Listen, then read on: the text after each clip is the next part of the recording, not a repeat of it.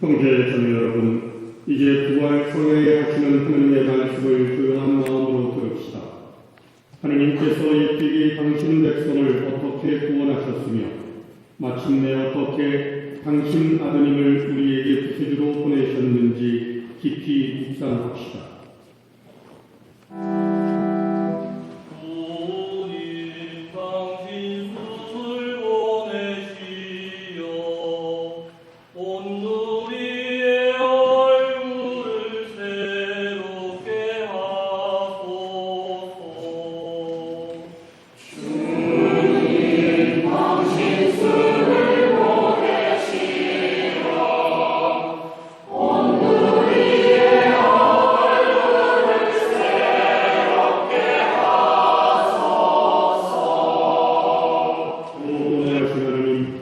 세상이 창조된 것은 참으로 오묘하옵니다. 그러나 그리스도께서 파스카 제물이 되시어 저희를 구원하신 것은 더욱 오묘한 업적이옵니다. 저희가 모두 이 위대하신 주님의 섭리를 깨닫게 하여 주소서.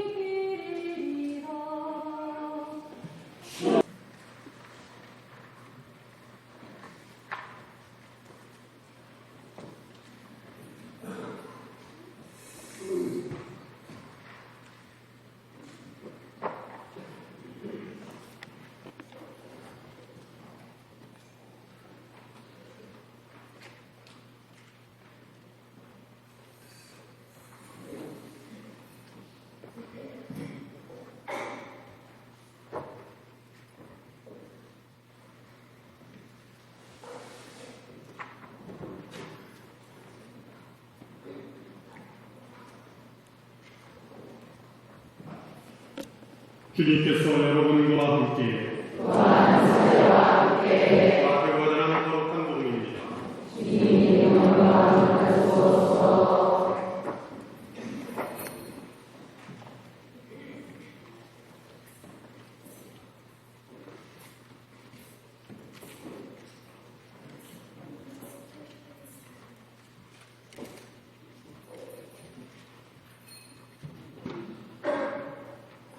안식일이 지나고 주간 첫날이 발복을 하며 마리아 막달레나와 다른 마리아가 무덤을 보러 갔다. 그런데 갑자기 큰 지진이 일어났다. 그리고 주님의 천사가 하늘에서 내려오더니 무덤으로 다가가 돌을 옆으로 굴리고서는 그 위에 앉는 것이었다. 그의 모습은 번개 같고 옷은 눈처럼 씌었다. 무덤을 경비하던 자들은 천사를 보고 두려워 떨다가 땀으로 쳤다. 그때 천사가 여자들에게 말하였다. 두려워하지 마라. 너희가 십자가에 못 박히신 예수님을 찾는 줄을 나는 안다. 그분께서는 여기에 계시지 않는다. 말씀하신 대로 그분께서는 되살아나셨다. 와서 그분께서 누워 계셨던 것을 보아라. 그러니 서둘러 그분의 제자들에게 가서 이렇게 일러라. 그분께서는 죽은 이들 가운데에서 되살아나셨습니다. 이제 여러분보다 먼저 갈릴레아로 가실 터이니 여러분은 그분을 거기에서 뵙게 될 것입니다. 이것이 내가 너희에게 알리는 말이다. 그 여자들은 두려워하면서도 크게 기뻐하며 서둘러 무덤을 떠나 제자들에게 소식을 전하러 달려갔다. 그런데 갑자기 예수님께서 마주 오시면서 그 여자들에게 평안하냐 하고 말씀하셨다. 그들은 다가가 엎드려 그분의 발을 붙잡고 절하였다. 그때 예수님께서 그들에게 말씀하셨다. 두려워하지 마라. 가서 내 형제들에게 갈릴레아로 가라고 전하였다. 그들은 거기에서 나를 보게 될 것이다. 주님의 말씀입니다. 그리스도님 찬양합니다. 모두 앉으십시오.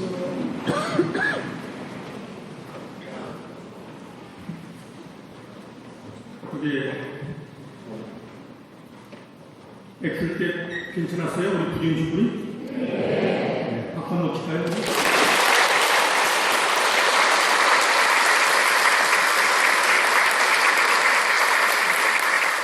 얼마나 연습했을까요?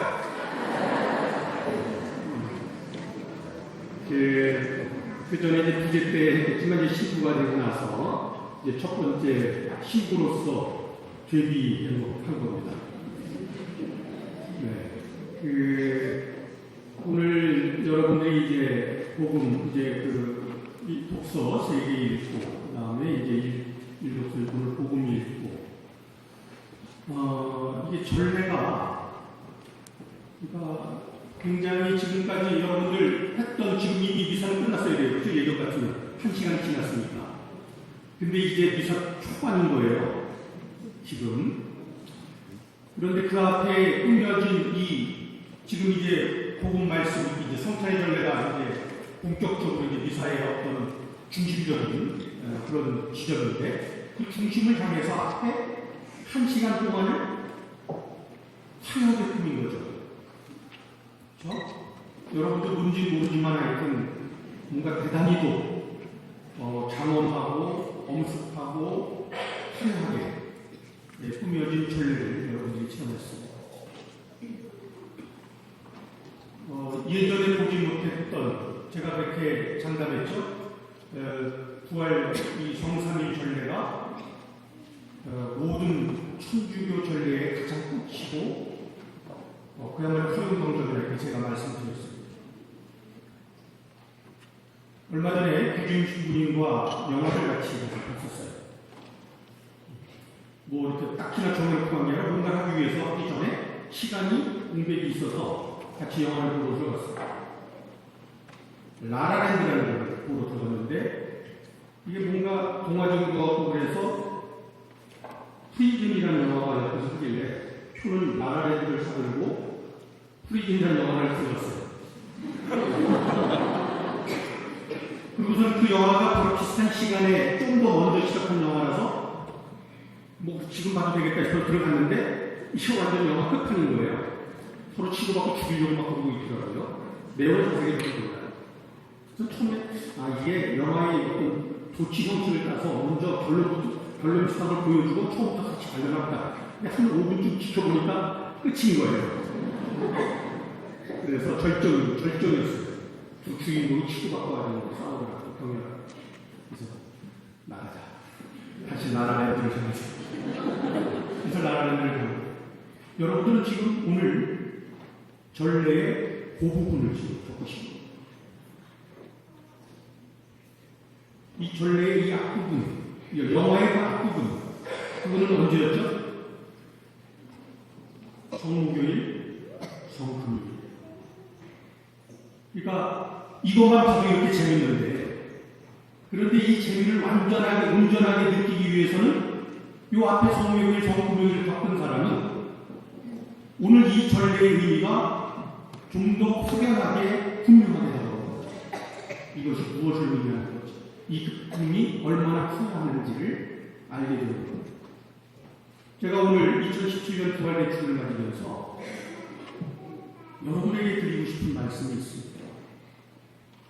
오늘날 한국 천주교는 급격하게 쇠락하는 추세로 들어가고 있습니다. 이제 우리가 이 위기 속에서 지금 나는 부활대축일날 여기에 앉아있지만 10년 뒤에 혹은 5년 뒤에 나하고 전혀 관계없는 일이 될 수도 있습니다.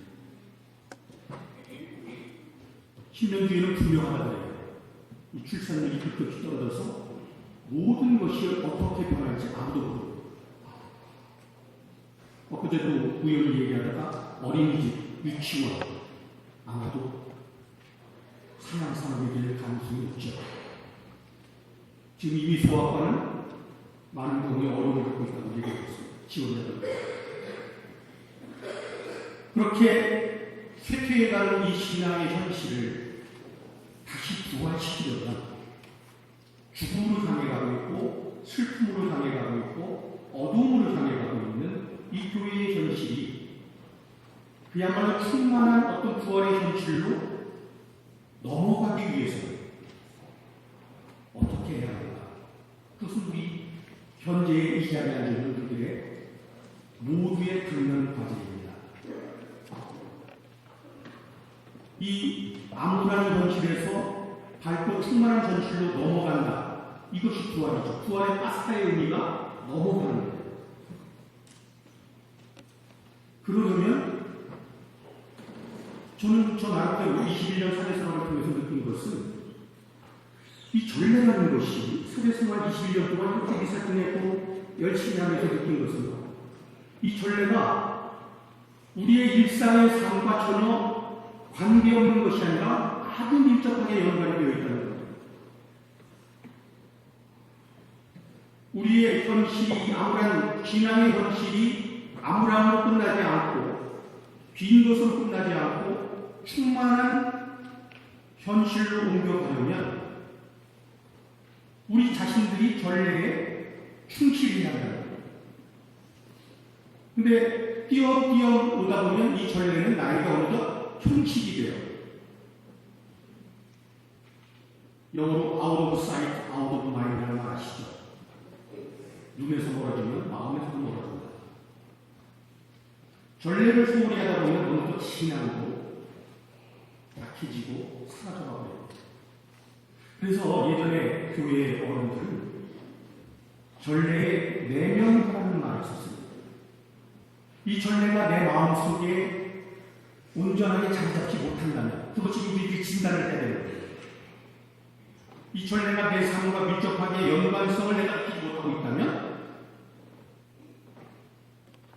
돌무덤의 독이 내 삶의 생명성을 가지고 있는 거예요.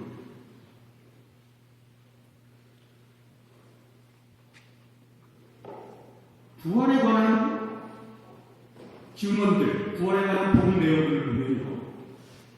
부활 사건이 언제 일어나느냐? 대체로 언제 일어납니까? 부활 사건은 대체로 아침, 점심, 저녁 중에 밤중에 언제 일어나죠? 사제선배라는 1, 2, 3, 4라고요. 네? 찍으세요. 네, 크게. 같이 1번 뭐 몇 번으로 같이 나와야 돼요. 1번. 그죠? 맞아요? 네. 정답 얘기하는 대로 갑자기 자신이 없어졌어요. 1번이죠. 이 전례에 보면 이 전례가 제가 경험한 것이 하나 있는데 제가 신학교 들어가기 전에 문산에서 사무장을 했어요. 근데 그때 본당 신부님이 거기 법원 위에 있는 프락스 수도원의 수도원장님의 청을 받아서 아침마다 영성 강화를 위해서 프랑스 수원을 간 거예요. 강의가 몇 시에 시작했는지 아세요? 5시 반. 그분들은 몇 시에 깨어났을까요? 2시에 일어나서 기도를 시작합니다. 그리고 5시 반이면 우리로 얘기하면 아침 9시 수업과 똑같은 거예요. 왜 그들은 그런 생활 방식을 고집할까요? 그것은 오늘 복음과 마찬가지로 제가 얘기한 것과 마찬가지로 복음에서 부활 체험이 일어나는 시점은 동틀그런 거예요. 오늘날 많은 사람들이 이 세상에 연관성이 전혀 없다고 저는 보지 않습니다. 지금은 밤의 문화가 발달되어 있어요. 밤은 영성적으로 악마들이 우두둑을 거리는 시간입니다. 그 시간을 수도자들은 잠으로써 건너뛰었어요. 그리고 부활의 시간이 다가왔을 때, 부활의 힘이 강해졌을 때 일찍 일어나서 기도를 해요. 제가 그때 같이 그 신부님과 따라가서 그들이 강에 듣는 눈빛을 봤습니다. 5시 반이면 전부들 졸리고 고개 숙이고 있어야 되는데 눈이 초롱초롱한 거예요. 무서울 정도. 강의하시는 신부님의 말씀 한마디 한마디를 놓칠까봐 그 말씀을 통해서 자신을 가로막고 있는 돌을 치우려고, 그 돌을 치우려는 힘을 얻기 위해서 그 신부님의 말씀을 듣고 있는 거예요. 전례가 내려야 된다는 것은 이 전례는요, 성경 말씀과 분리돼서 결정된 게 아니에요. 이 전례를 우리 미사라든가 모든 기독교라든가 이런 시간적인 그 하루의 수도원의 수산이나 수련들의 생활 시간들과 사실은 이 성경에 근거한 것이죠. 자, 그런데 우리 일상을 돌아보고 우리가 고민이 많았을 때, 밤새 악몽에 시달릴 때 시간을 벗어날 것이고, 밤 시간입니다. 그 불안감이 사라지는 시점은 해가 뜰 무렵에 비로소 마음이 안정되고 그리고 마음이 차분해지는 거죠. 우리 생체 리듬과 연관이 있는 거예요. 이걸 거슬러서 살다 보면 늘 슬픔과 어두움이 내 생활을 지배하게 됩니다. 따라서 이 전례라는 것은 전혀 우리 삶과 무관한 것이 아니라 사실은 우리의 삶의 가장 중심부에 자리하고 있는 것이죠.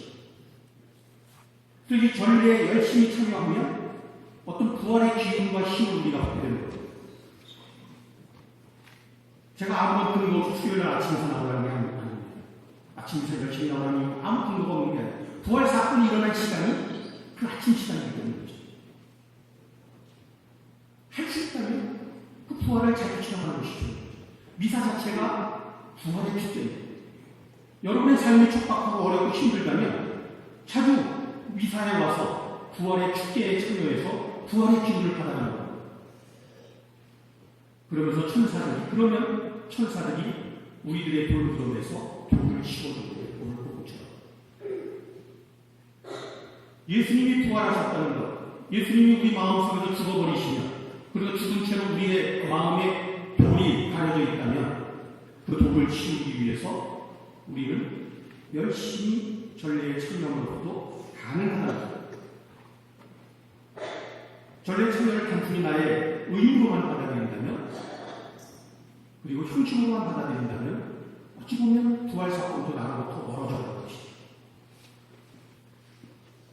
오늘날 신앙의 위기의 현실 속에서 우리가 10년 뒤에도 20년 뒤에도 부활의 현실을 믿고 두려움 없이 따라가려면 나의 생활의 틀을 바꿔볼 필요가 있습니다. 저는 부교 집안 출신들, 그분들 나름대로 어려움도 있고 단점도 있고 하지만 한 가지 분명한 것은 그분들은 아침에 일찍 일어나서 부부가 같이 기도하고 자녀들과 함께 기도하고 또 미사가 있으면 미사 참여하고, 그러면서도 수십 년이 지나도 변하지 않는 신앙을 지키는 것을 보아왔습니다. 신앙은 그렇게 지켜지고 우리의 부활의 현실을 보장해줍니다. 전례에 관해서 오늘 2017년 부활 사역 때 여러분들의 삶과 전례에 관해서, 특히 미사에 관해서 좀 더 깊이 묵상하는 시간을 가져보시기 바랍니다. 부활 사건은 미상에서 늘 일어나고 잠시 묵상 마치겠습니다. 옛날 이집트에서 행하신 기적을 오늘도 이루시니 주님의 본능으로 이스라엘 백성을 파라오의 박해에서 해방시켜 주셨듯이 세례 성사로 온 백성을 구원하시고 아브라함의 자손으로 삼으시어 이스라엘의 특전을 누리게 하소서. 우리